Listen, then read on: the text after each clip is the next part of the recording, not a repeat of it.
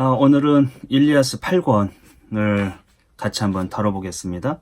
그 일리아스 7권에서는 주로 이제 아이아스하고 헥토르가 1대1 대결을 벌였죠. 그래서 밤이 다가와서 전투는 1대1 대결은 무승부로 끝났어요. 다음날 이제 첫째 날 전투가 그렇게 끝났고 다음날 양군 사이에서는 전사자들을 이렇게 화장을 하고 매장을 하고 그런 일이 있었고, 특별히 그리스군에서는 방벽과 홀을 파고 방벽을 쌓는 그런 일들이 이루어졌어요.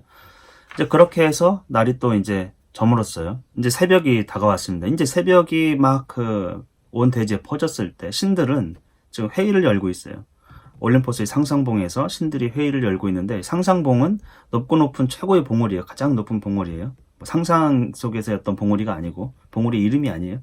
어쨌든 거기서 회의를 열었는데, 아주 새벽에 회의를 열은 걸로 봐서 우리 신들, 특히 제우스가 지금 회의를 소집했기 때문에 제우스의 마음이 다급한 거를 우리가 알 수가 있어요.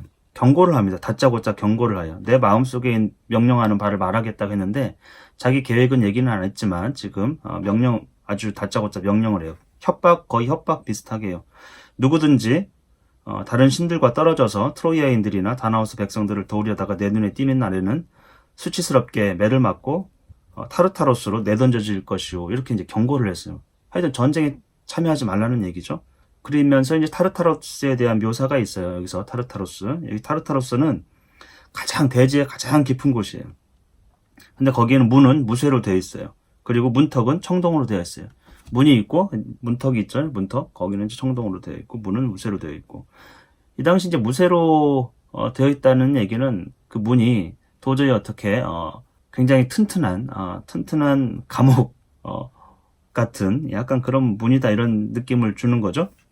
그리고 위치는 대지가 하늘에서 떨어진 것만큼 대지하고 하늘이 옛날 사람들은 어떤 거리가 있다고 생각했어요. 그만큼 하데스로부터 더 내려간 대지, 땅과 하늘 높이만큼 더 내려간 그곳에, 아주 깊은 그곳에 타르타로스가 있다고 생각했어요. 거기에다가 이제 감금을 하겠다, 내 말을 듣지 않으면. 그리고 또 하나의 비유는 황금 밧줄 비유예요. 이건 약간 유명한데 제우스가 자기 힘을 과시하는 내용이에요. 어떤 거냐면 자기는 이제 하늘에서 올림포스겠죠. 거기서 혼자 있고 나머지 모든 신들은 대지 땅에서 이 황금 밧줄을 잡아당기는 거예요. 서로 마치 줄다리기 하는 것처럼. 그러면 어떻게 되느냐면 대지와 바다까지 그대들 모든 신들과 함께 끌어올려질 것이다. 제우스는 그렇게 힘이 세다는 것이죠. 어마어마한 신이기 때문에 지구 하나 드는 거는 일도 아니다, 이렇게 얘기를 하고 있는 거죠. 아틀라스도 지구를 이고 있기 때문에 제우스가 그 정도 힘은 더 있을 것 같아요. 모든 신들이 달려들어도 안 되는 거예요. 그래서 그것을 이제 올림포스 꼭대기에 매달아 놓으면 신들이 이제 달랑달랑 공중에 매달리는 그런 수치를 당할 것이라는 거죠. 그러니까 자기가 힘이 이 정도니까 내 말을 거역하지 마라, 이렇게 이제 거의 독재자처럼 행동하고 있어요. 역사적으로 이제 뒤에 흘러가면은 제우스가 호메로스 시대만 봐도 굉장히 겁을 많이 주고 독재자처럼 행동하는데, 뒤로 가면은 굉장히 합리적이면서 질서를 잘 추구하고 이런 모습들을 보여주거든요. 근데 이거는 아주 그리스 신화의 초기, 가장 신화 기록의 아주 초기 자료이기 때문에 제우스가 약간 독재자처럼 보여주고 있어요. 그런데 그때 침묵을 깨고 너무 이제 격렬하게 얘기하니까, 분노에 차가지고 제우스가 얘기하니까 다들 이렇게 입을 꾹 다물고 있었는데 아테네만이 입을 열었어요. 근데 아테네가 굉장히 지혜롭습니다. 최고의 통치자예요. 크로노스의 아드님이요. 우리도 그대의 힘이 무적임을 잘 알고 있습니다. 그런데 다나우스 백성들이 이렇게 가엾으니까 우리는 그대의 명령에 따라서 전쟁에는 참여하지 않겠으나 그대의 노여움으로 인해 가지고 아르고스인들이 전멸하지 않도록 그들에게 조언을 좀 해주고자 하는데 괜찮습니까? 이런 식으로 물어봐요. 굉장히 아주 조곤조곤 제우스를 약간 높여주고 또 힘도 인정해주고, 또 그러면서 명령도 우리가 수행하겠다, 전쟁에는 참여하지 않겠다, 그러면서 나중에 자기가 하고 싶은 말 조언은 해줄 수 있습니까? 이렇게 물어봤어요. 그랬더니 제우스가 미소를 지으면서 안심해라, 사랑하는 딸이여, 너에게는 상냥하게 대하고 싶구나, 이렇게 얘기했어요. 근데 요 표현이 뒤에 헤라가 똑같이 얘기합니다. 헤라가 나중에 이제 제우스가 여기서 올림포스를 떠나서 이데산으로 가요. 그래서 이제 나중에서는 전쟁을 둘째 날 지휘를 하다가 이제 다시 올림포스로 와가지고 왔을 때 또 헤라가 똑같은 얘기를 하는데, 제우스가 굉장히 뭐라고 합니다. 헤라에게는 하여튼 아테네는 제우스의 사랑을 듬뿍 받고 있어요. 전쟁에 참전하지 말라. 전쟁터에서 눈에 띄지 말라. 이렇게 얘기했는데 아마도 사실은 그 돕는 것, 어떤 도움도 주지 말라고 했는데 그것도 조언도 사실은 포함됐을 것 같은데 아테네가 이렇게 선수를 딱 치고 들어와서 이 조언을 해줄 수 있는 그런 구조로 바뀌었어요. 그리고 이제 제우스는 황금 무구를 갖추고서 이대산 꼭대기, 여기 이대산 꼭대기에는 성역이 있고 제물을 바치는 제단이 있어요. 가르가론이라고. 이게 제우스의 제단이에요. 그 위에 갔어요. 거기에다 이제 말을 세우고 거기서 전쟁을 지휘합니다. 자기 뜻대로, 자기 계획대로. 근데 여기서 보면은 제우스가 회의를 소집하면서 왜 내가 이런 얘기를 하는지, 여러분에게 경고를 하고 이게 전쟁에 참여하지 말라는지에 대한 이유를 간단하게 얘기하는데, 모두들 내 말에 찬성하여 내가 이 일을 되도록 빨리 끝낼 수 있게 하시오. 이렇게 얘기했어요. 이 일이라는 건 자기 계획이죠. 뭔지 모르지만 아직 계획이 뭔지는 얘기 안 했는데 자기 계획을 빨리 끝낼 수 있도록. 신들이 자꾸 참여하면 전쟁이 우왕좌왕되고 자기 계획이 신속하게 이루어지지 않으니까 자기 혼자서 전쟁을 자기 뜻대로 이뤄가겠다라는 것이죠. 그 계획이라는 건 사실 아킬레우스에게 영광을 주기 위한 것이에요. 그래서 아킬레우스가 없는 동안에는 그리스군이 패배를 하고, 그래서 위기 순간에 아킬레우스가 참전을 해가지고 그 위기를 다 극복하는, 그래서 아킬레우스에게 명예를 주는 그 계획을 속히 실행하고 싶은 거예요, 제우스가. 그래서 새벽부터 회의를 소집해서 이런 얘기를 하고 있어요. 그래서 이제 이대산으로 갔어요. 올림포스에서 이대산에 가가지고 거기에서 이제 이렇게 전쟁터를 바라보고 있는 거죠. 트로이아인들의 도시, 또 아카이오족의 그 함선들을 내려다보고 있어요, 제우스가. 그걸 보면은 아카이오족은 막사에서 식사를 서둘러서 했어요. 그리고 식사가 끝나자 무장을 했고, 트로이아인들은 시내에서 성 안에서 또 무장을 했어요. 근데 여기 보면은 트로이아인들은 수가 적어도 달리 어쩔 수가 없어 자식들과 아내들을 위하여 싸움터에서 싸우기를 열망하고 있었다. 이렇게 되어 있어요. 그러니까 트로이아인은 지금 수가 적어요. 그런데도 불구하고 어쩔 수 없이 아내들하고 자식들을 위해서 이 전사들, 남자들이 싸우기를 열망한 거죠. 그래서 트로이아는 나중에 헥토리의 말도 있지만 철저하게 자기 가족을 지키기 위한 전쟁을 한 거예요. 약탈자, 침략자들로부터 그런 생각을 많이 하고 있는 거예요. 그리고 전쟁이 개시됩니다. 큰 소음이 일어나고 성문이 열리고 이렇게 군사들이 이제 양군이 이렇게 만나게 돼요. 그 모습이 60행에 나와 있어요. 8권 60행. 그리하여 그들은 한 곳으로 달려와 마주쳤어요. 양군이 청동으로 무장한 전사들이 용기와 소가죽과 창이 맞부딪혔다. 소가죽은 방패를 얘기하는 거고 창이 또 맞부딪혔어요.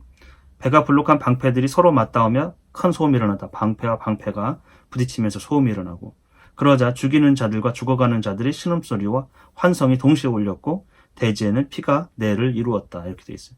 그러니까 죽어가는 사람들은 이제 신음소리가 일었고, 또 죽이는 자들, 그 사람들은 이제 환희송을 질렀어요. 그 모든 소음들이, 무구들의 소리와 이런 것들이 대지를 울렸고, 피가 내를 이루었다. 내라는 건 시내 얘기하는 거야. 시내가. 피가 엄청나게 흘려야 물이 흘러가듯이 내를 이루듯이 가는 거거든요. 엄청나게 많은 사람이 죽었다는 표현을 피가 내를 이루었다. 이렇게 표현했어요.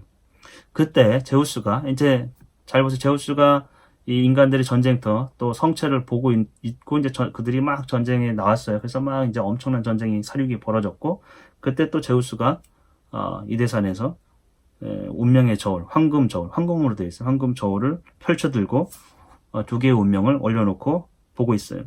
두 개의 이제 죽음의 운명이에요, 이거는. 그래서 한쪽으로 기울어지면 그 하데스에 더 가까이 기울어진 걸로 보기 때문에 죽음의 운명이 그들을 덮치는 것이죠. 그런데 보니까 한쪽은 이제 그리스군의 운명이고 한쪽은 트로이아의 운명이었는데, 그리스군의 운명, 아카이오이족의 운명이 내려갔어요. 저울이 그쪽으로 내려갔어요. 그래서 그들의 운명의 날이 기울었어요. 그래서 결국에는 어떻게 되겠습니까? 그리스군이 굉장히 많이 죽게 되는 그런 일이죠. 그리고 한쪽은 기울면 한쪽은 올라가잖아요. 그 표현을 넓은 하늘로 올라갔다. 그러니까 굉장히 이제 구원을 받은 그런 표현이에요. 그래서 우리가 인간 세상에서는 무게가 무거우면 거래를 할 때 훨씬 유리하잖아요. 근데 그렇지 않아요. 이 운명의 저울에서는 무거운 쪽은 하데스로 내려가고 가벼운 쪽은 구원을 받는, 하늘로 올라가서 구원을 받는 그런 생각을 하고 있었던 거예요. 그랬더니 이제 운명의 저울을 달자마자 인간들 세상에서 또 어떤 일이 벌어졌냐면 이도메네우스도 아가멤논도 버티지 못했고 두 아이아스도 버티지 못했고 전체적으로 이제 계속 후퇴하게 되는 운명이 이제 이미 결정된 거죠. 그때 네스토르만이 홀로 버티고 있었다 이렇게 돼 있어요. 야, 두 군이 부딪혔어요. 엄청나게 많은 사람이 죽었어요. 근데 운명의 저울을 달아보자 그리스군이 밑으로 쳐졌죠. 그래서 이제 엄청 밀리는 거예요. 그리스군 쪽으로 트로야군이 일방적으로 이제 몰아붙이는데 그때 모두들 후퇴하는데 누구만 네스토르만 지금 홀로 버티고 있었다. 근데 그 표현이 근데 그가 그렇게 버티고 싶어서 그가 그러고 싶어서 그런 게 아니고 알렉산드로스 파리스가 쏜 화살에 그 말이 부상을 당했어요. 그래가지고 말들이 지금 괴로워가지고 또 당황해가지고 제대로 움직이지 못하는 아주 위기에 처한 거죠. 네스토르가. 이 네스토르는 100세가 넘은 노인이에요. 왜 그 전차를 타고 전쟁터로 나온 거예요, 지금. 그것을 보고 헥토르가 날랫말을 타고 헥토르는 사두마차예요. 보통은 이제 2마리의 말이 모는데 헥토르는 4마리의 말이 모는 그러니까 굉장히 빠르겠죠. 그래서 헥토르가 왔어요. 네스토르가 지금 공궁에 빠진 네스토르를 보고 그랬더니 지금 디오메데스가 헥토르를 상대로 이길 것 같지가 않은 거예요. 그래서 오디세우스를 불렀어요. 지나가고 있는 오디세우스를. 오디세우스는 근데 오디세우스에게 이제 도움을 요청했는데 오디세우스는 그거 듣지 않고 곧바로 뭐라고 되어 있냐면 그대로 곧장 아카이오이족의 속이 핀 함선들 쪽으로 달려갔다 이렇게 되어 있어요. 속이 핀 함선이라는 건 지금 속이 꽉 차 있으면 바다로 나가는 것이고 속이 핀 함선들은 다 내려가지고 지금 육지로 올라와 있기 때문에 속이 핀 함선이라고 계속 얘기를 하고 있는 거예요. 그쪽으로 달려갔다. 그러니까 오디세우스가 그냥 걸어간 것도 아니고 막 달려간 후퇴를 지금 자기 함선 쪽으로 엄청 달려가고 있는 거예요. 급한 거죠. 지금 전황이 우리가 여기서 보면 굉장히 급한 걸 알 수가 있어요. 후퇴 국면에 후퇴도 그냥 걸어가지고 후퇴하는 게 아니고 막 달려서 후퇴하는 상황에 특히 영웅 중에 하나인 오디세우스조차도 그러고 있기 때문에 근데 거기에 네스토르가 말에 걸려가지고 꼼짝달싹 못하고 있는 상황. 그때 이제 헥토르가 달려와서 죽이려고 네스토르를 그때 디오메데스가 도와주려고 하는데 그런 상황인 거죠. 근데 이제 디오메데스의 말은 이 일전에 아이아스에게서 뺏은 거예요. 그쵸? 디오메데스하고 스테넬로스 자기 부관인 2대2 싸움 했었잖아요. 아이네이아스하고 판다로스. 그때 판다로스를 죽이고 또 아이네이아스를 부상 입혀가지고 그 말을 뺏어왔잖아요. 그쵸? 디오메데스가. 그 전차를 타고 있는 거예요. 네스토르에게 자기 전차와 말을 버리고 내 말을 이제 올라타라 이렇게 얘기를 해요. 이 말은 한번 보시오. 그러면 그대는 트로스의 말들이 들판을 가로질러 도망치는데 얼마나 민첩하고 능숙한지를 알게 될 것이에요. 지금 도망치는 순간이잖아요. 약간 비꼬는 거죠. 트로이아의 말들은 도망치는 데는 아주 선수다. 이런 얘기를 하는 거죠.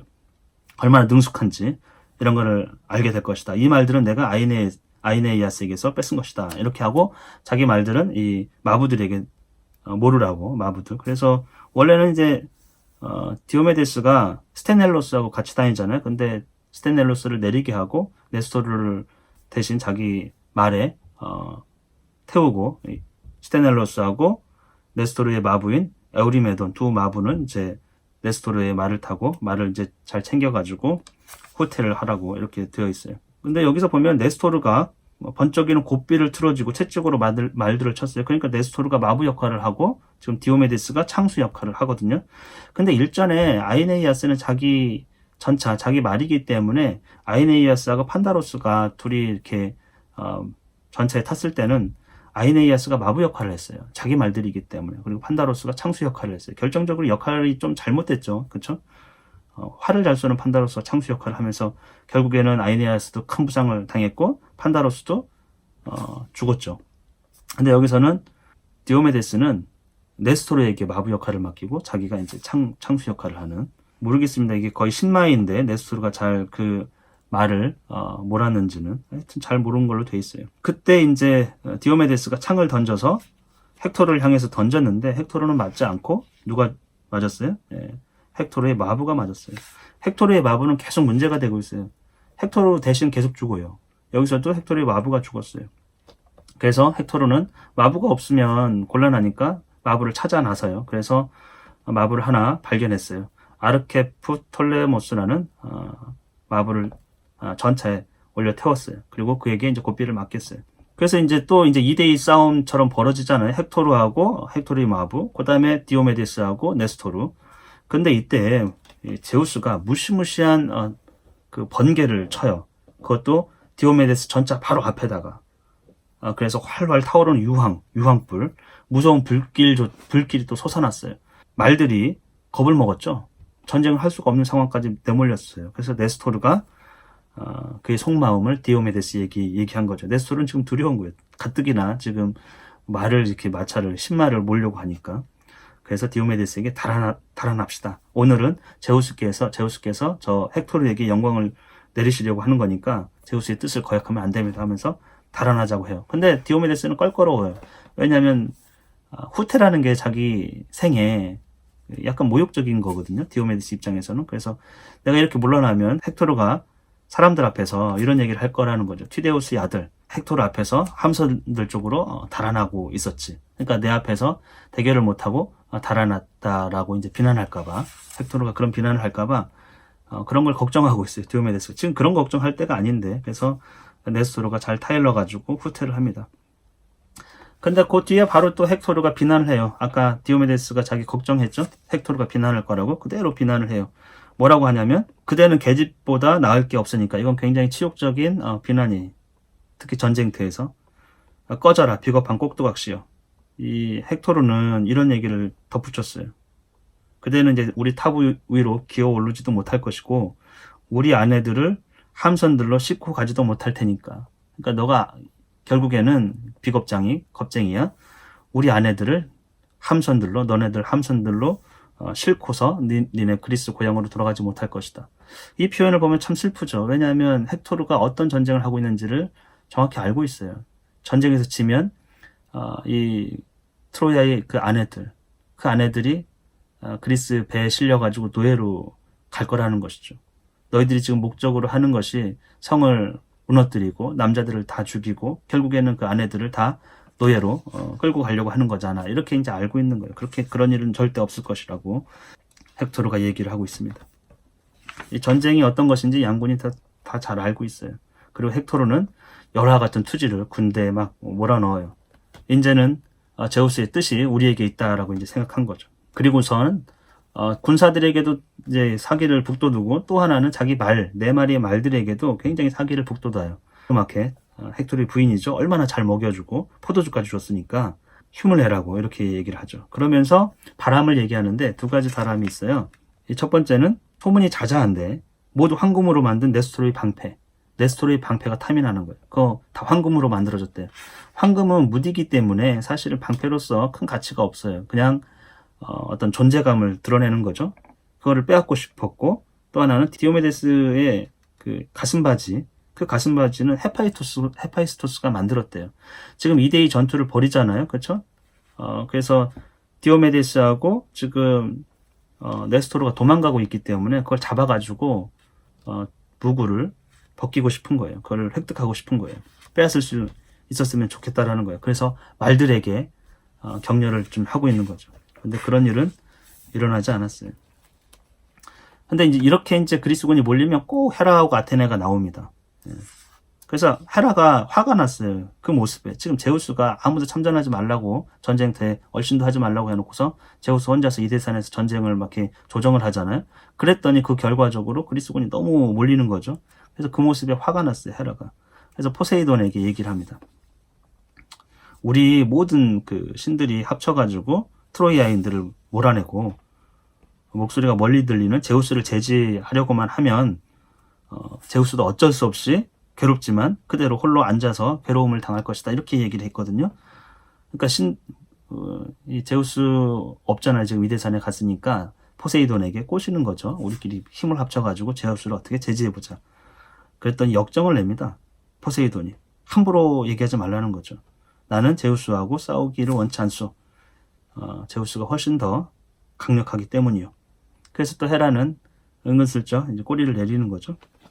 이렇게 이제 신들도 전쟁을 보고 있어요. 그런 사이에 전쟁터는 어떻게 또 됐습니까? 함선들과 방벽에 이르기까지 또 호에 둘러싸인 모든 공간은 그 안에서 갇힌 말들과 방패를 든 전사들로 가득 찼다. 그리스군이 지금 방벽과 호 뒤로 완전히 몰린 거예요. 함선들 사이로. 그런 모습을 볼 수가 있어요. 그런데 이때 너무 이제 지금 그리스군이 몰리니까 존경스러운 헤라가 아가멤논이 마음속에 몸소 분주히 돌아다니며 속히 아카이오족을 격려하도록 일깨워 주었다. 이 표현이 있는데 지금 헤라가 자기가 직접 전쟁터로 간 게 아니에요. 아가멤논의 마음속에서 분주하게 움직였대요. 영감을 불어넣었던 것 같아요. 그래서 아카이오족을 격려하도록 했어요. 그랬더니 아가멤논이 어떻게 했습니까?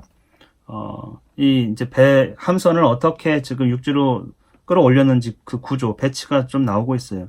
그때 오디세우스의 배 앞에서 아가멤논이 서가지고 연설을 합니다. 오디세우스의 배는 정중앙에 있어요. 그래서 양 끝으로 다 들린다라는 거죠. 그래서 아가멤논은 오디세우스의 배 앞 가운데에 있는데 그 양 끝에는 누구의 배가 있냐면 아이아스, 큰 아이아스. 그 다음 반대편 끝에는 아킬레우스의 막사가 있어요. 여기서 우리가 보면은 아이아스 쪽은 그러니까 넘버 원, 투예요. 전쟁의 힘으로 보면, 전투력으로 보면 아킬레우스가 끝에 있고 또 아이아스가 또 끝에 있어요. 그 중간에 오디세우스가 있어요. 오디세우스가 약간 영약하죠. 가장 안전한 곳에 있는 거죠. 그래서 이제 아킬레우스의 그 막사는 전쟁터에서 가장 멀리 떨어진 것으로 되어 있기 때문에 가장 가까운 쪽은 이제 아이아스 쪽일 거예요. 거기서 아가멤논이 군사들에게 아르고스인들이여 부끄럽지 않소 뭐 이러면서 외모만 멀쩡한 수치스럽고 보잘것없는 자들이요 이렇게 자기 군사들을 엄청 비난을 하고 있어요. 그리고서 또 하는 행위가 제우스에게 기도를 합니다. 너무 다급한 거예요. 예전에 내가 넓적다리 뼈든 뭐 제사도 많이 드려줬으니까 그런 거 기억하시고 내 딱 한 가지 소원이 있습니다 이러면서 들어주세요 이렇게 얘기하거든요. 근데 참 소원이 이런 거예요. 적어도 우리 자신이나마 살아서 도망가게 해주시고 이렇게 아카이족이 트로이아인들에게 쓰러지게 내버려두지 마십시오. 이렇게 살려달라는 얘기예요. 전쟁에서 이기게 해달라는 얘기가 아니고 우리 목숨만은 도망갈 수 있도록 살려달라 이런 얘기를 한 거죠. 그러자 아버지 제우스가 눈물을 흘리면서 그들을 불쌍히 여겼어요. 그래서 구원을 너에게 베풀 것이고 죽지는 않을 것이다. 그런 약속의 징표를 줘요. 그래서 독수리가 날아가다가 사슴의 새끼 한 마리를 그 재단 위에다 떨어뜨려요. 그 재단은 바로 제우스의 재단이 있었어요. 그러니까 응답을 한 거예요. 아까 아가멤논이 자기가 얼마나 많은 가축들을 들어 올렸는지 그 재단에서 그래서 그것을 기억하라고 했죠. 그래서 제우스가 그것을 다시 재단에다가 독수리를 통해 가지고 독수리는 제우스의 상징이기 때문에 암사슴의 새끼를 떨어뜨려 줘요. 그래서 이제 그것이 제우스의 뜻임을 알고 또 아카이오 이족이 힘을 냅니다. 그래도 별 수가 없어요. 별 수가 없는데 여기서 약간의 이제 전투장이 일방적으로 몰렸다가 약간 힘을 내는 다시 전쟁 상황이 그리스군이 약간 힘을 내는 상황인데 거기에서 누가 나오냐면 테오크로스 큰 아이아스의 이복 동생이에요. 배다른 형제예요. 그러니까 아버지는 같지만 어머니는 다르죠. 테오크로스가 텔라몬의 아들 아이아스의 방패 뒤에 버티고 섰다. 그래서 아이아스가 방패를 살짝 옆으로 치워주면 테오크로스는 기회를 엿보다가 무리들 중에서 한 명씩 활로 쏘아 맞췄다 이렇게 돼 있어요.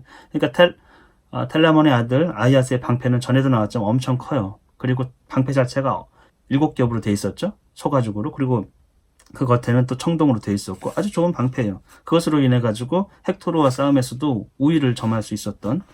그런데 그 뒤에 숨어가지고 이렇게 아이아스가 방패를 살짝 비켜주면 거기서 이제 한 명씩 쐈어요. 테오크로스가. 그것을 비유하건 마치 어린아이가 어머니에게 달라붙듯이 아이아스에게 달라붙었다. 아이아스는 방패로 그를 가려주곤 했다. 둘이 이제 협업을 하는 거죠. 그러면 아이아스는 그렇기 때문에 아이아스를 그리스군의 우리라고 얘기 많이 했어요. 지키는 자, 방어하는데 아주 능한 자예요. 울타리가 되어주는. 그래서 테오크로스가 몇 명을 연거푸 죽이냐면 지금 9명을 트로이아군 9명을 연거푸 죽여요. 8권에서는 그리스군이 누구를 죽이는 장면이 거의 없는데 테오크로스가 엄청난 활약을 펼치고 있어요. 근데 활이라는 무기가 굉장히 비겁하게 계속 묘사되고 있죠. 어린아이처럼 숨어가지고. 테오크로스는 시답지 않은 전사를 많이 맞추는 것보다 지금 헥토르가 거의 유일하게 트로이아에서는 혼자서 뭐 전쟁을 지휘하고 엄청난 무공을 펼치고 있거든요. 그래서 그 헥토르를 맞추고 싶어가지고 활을 쐈는데 누가 맞았냐면 프리아모스의 아들 고르기티온이 맞았어요. 가슴에 맞았어요. 죽음을 묘사하는 비유. 이것이 아주 유명한 비유인데 프리아모스의 아들이지만 어머니는 아주 몸매가 여신과도 같은 아름다운 여인이었어요. 그가 카스티안 네이라라는 그가 낳은 아들이었어요. 근데 여기 비유를 보세요. 마치 양귀비가 정원에서 제 열매와 봄비 무게를 이기지 못한 채 한쪽으로 고개를 숙이듯이 꼭 그처럼 그는 투구의 무게를 이기지 못해 한쪽으로 고개를 숙였다.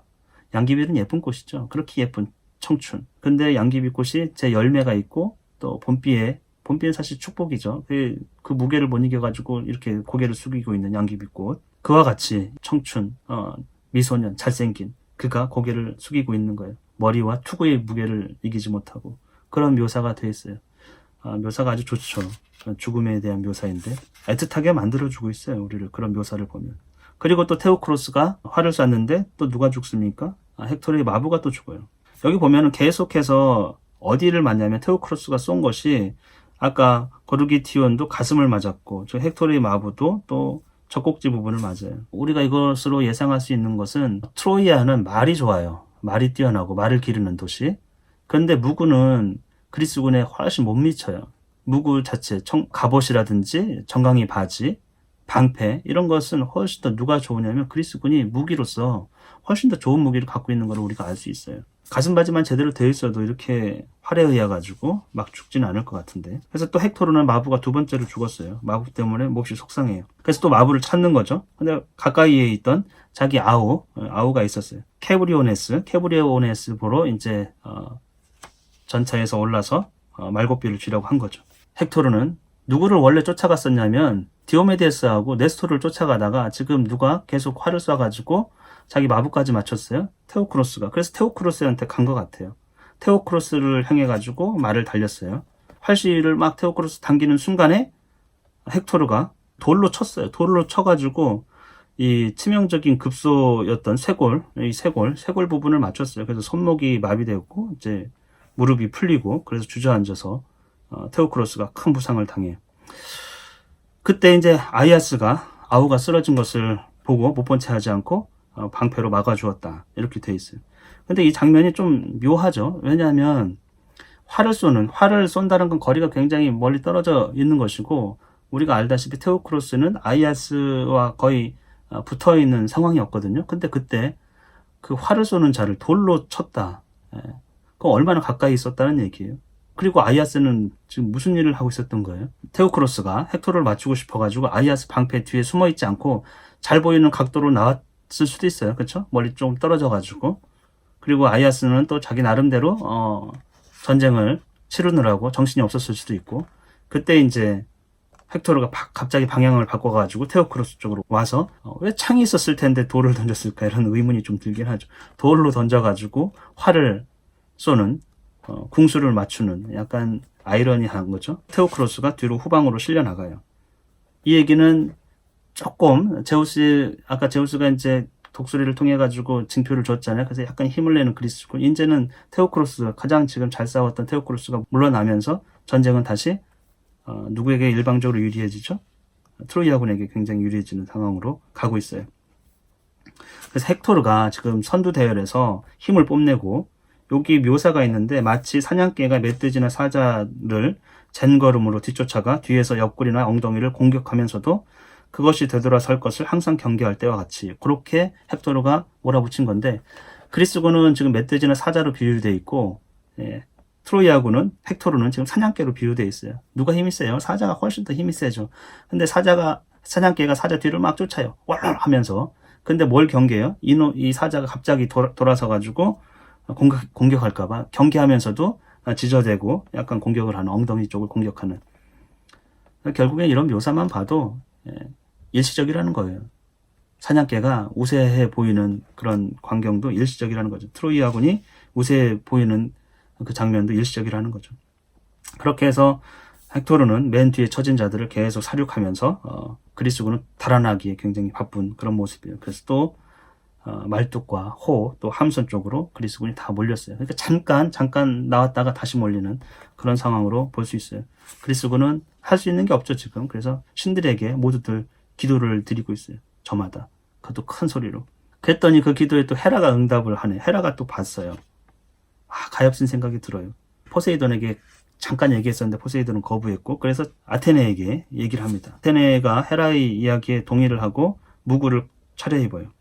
근데 아테네가 이런 얘기를 하거든요. 그러니까 제우스에게 굉장히 서운해요. 옛날 헤라클레스를 자기가 아버지를 도와가지고 헤라클레스를 도와서 이게 살게 해줬는데 지금은 그런 건 다 잊어버리고 아버지는 자기가 아버지 뜻에 따라서 얼마나 잘했는지 그러면서도 약간의 질투 어린 표현이 나와요. 그런데도 그분께서는 지금 나를 미워하시고 테티스의 뜻을 이루어 주었어요. 그러니까 테티스의 뜻을 이루어 준 것을 나를 미워했기 때문에 나보다 테티스를 더 사랑하는 거 아닌가 이렇게 질투를 하고 있는 거죠. 테티스가 제우스의 무릎에다가 입을 맞추고 손으로 수염을 만지면서 아킬레우스에게 명예를 높여달라고 이제 부탁을 했기 때문에 그걸 들어주고 있다라는 거죠. 그러면서 그러나 나를 빛나는 눈의 귀염둥이라고 부르실 때가 반드시 올 거예요. 지금 테티스를 훨씬 더 좋아하시는 것 같은데 그러나 언젠가는 자기 자신 아테네가 얘기하는 거예요. 나를 빛나는 눈의 귀염둥이. 아버지가 자기를 예뻐하고 인정해주고 누구보다도 더 그렇게 인정해주기를 바라는 거죠. 지금 질투가 나가지고 아테네가. 신들이 보면은 아주 인간 어린아이 같은 모습을 볼 수 있어요. 그리고서 이제 무장을 하고 올림포스를 나가려고 그래요. 이 올림포스의 문을 열어주고 닫고 하는 역할을 하는 게 이제 호라이 여신들이 계절의 여신이죠. 근데 그때 이대산에서 제우스가 이들이 모습을 봤어요. 그래서 경고대로 바로 뭐 번개를 날리진 않고 이 전령의 신인 이리스를 보내가지고 자기 뜻을 전해요. 그대로 이제 가면은 수레에 번개를 쳐가지고 말들도 절름발이 만들 거고 수레는 내던져질 것이고 수레는 박살날 것이고 그리고 이 한번 내 벼락에 당한 그 상처는 10년이 지나도 아물지 않을 것이고 근데 제우스가 그 뒤에 이런 얘기를 합니다. 빛나는 눈이 아테네도 제 아버지와 싸우면 어떻게 되는지 깨닫게 될 것이다.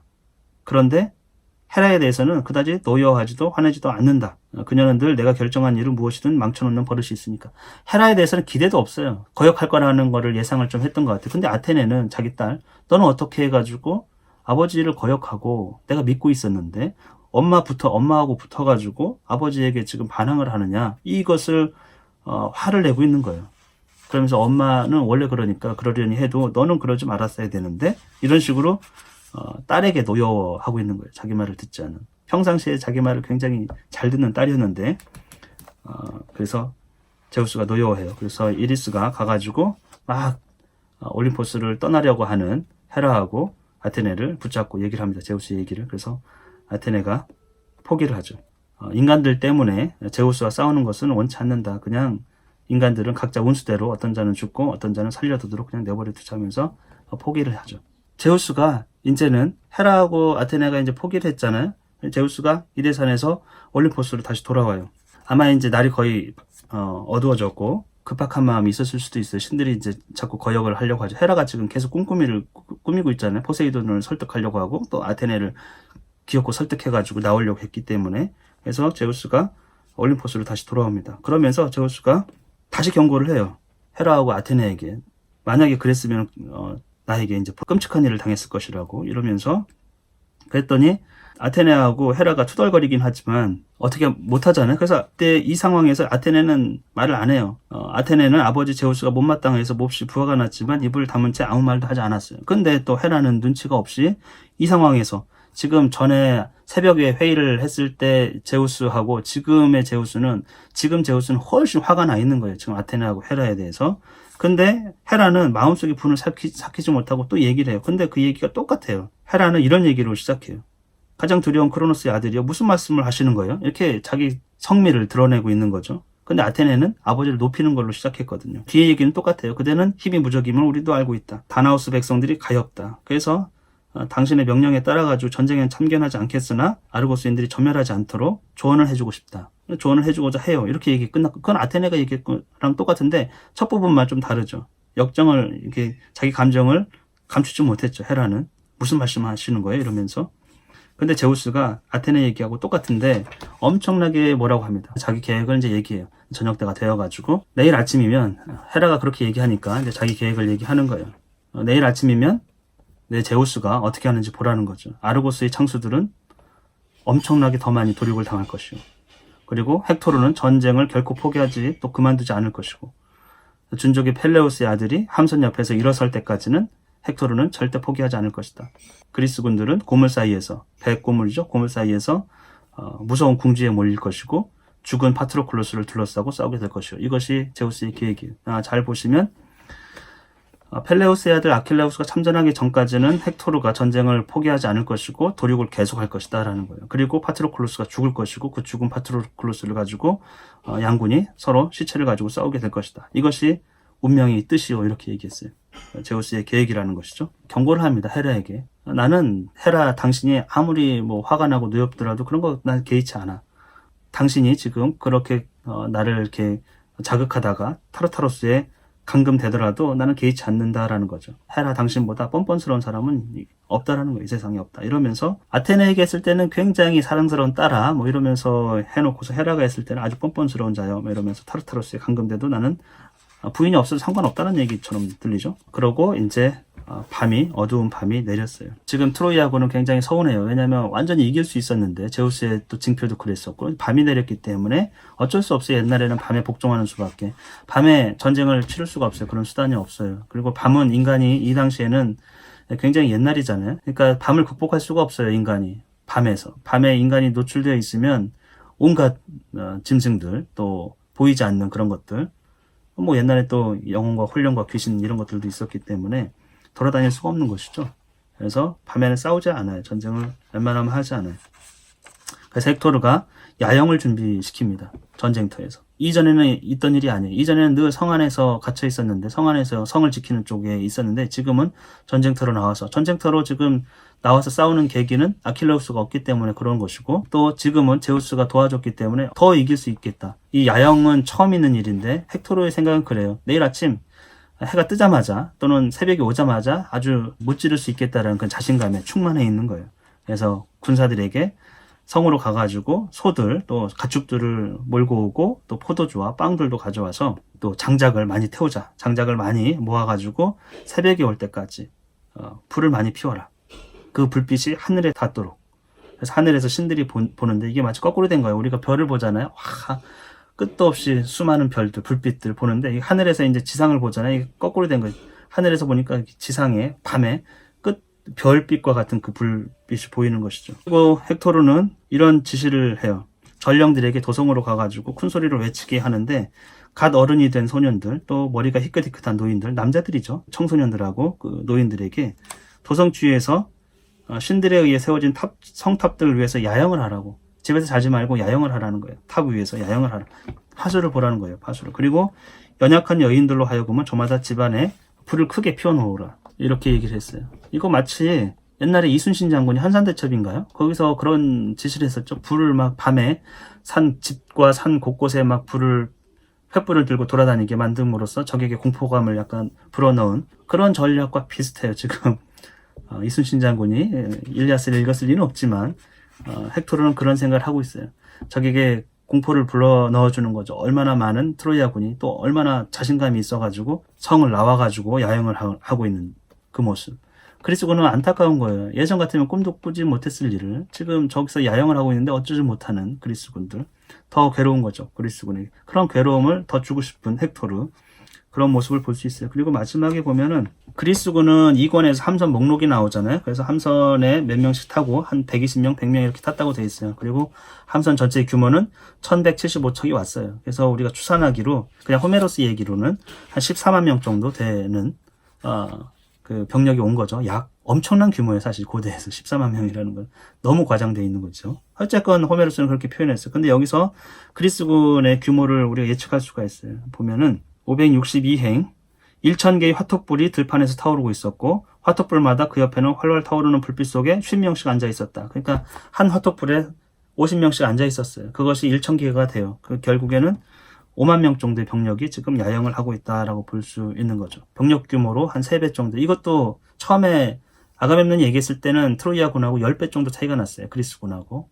처음에는 그랬을 거예요. 그런데 동맹군이 이제 속속들이 모였죠. 사르페돈이라든지 글라우거스, 다른 지역에서도 계속 동맹군이 왔기 때문에 아마도 이제는 전투력 차이가, 병력 차이가 한 3배 정도. 그럼에도 불구하고 무기의 차이가 꽤나 있어요. 지금 보면 어쩔 수 없이 그리스군이 이길 수밖에 없는 그런 조건들을 갖추고 있죠. 근데 지금 헥토르는 꿈에 부풀어 있어요. 그리스군을 내일 당장 이길 수 있을 것이라는, 몰아낼 수 있을 것이라는. 그래서 8권이 이렇게 해서 끝이 납니다. 8권은 가장 짧은 권이에요. 24권 중에서. 공교롭게도 그리스군이 패주를 하고 트로이아군이 이기는, 그러니까 트로이아군이 이기는 장면이 굉장히 짧게 묘사되어 있는데 일방적으로 이기고 있는 거죠. 근데 또 신들의 모습이 너무 많이 묘사되고 있어요. 신들의 모습이. 그리고 실제로 그리스군이 많이 죽었냐면 그런 구체적인 전사자가 없어요. 그냥 일방적으로 이기는 것처럼 그냥 객관화된 묘사만 있을 뿐이지. 아마 어쨌건 호메로스가 그리스 사람이기 때문에 편파적으로 기술을 하고 있는 거 아닌가 이런 생각이 좀 들긴 합니다. 오늘은 여기까지 하겠습니다.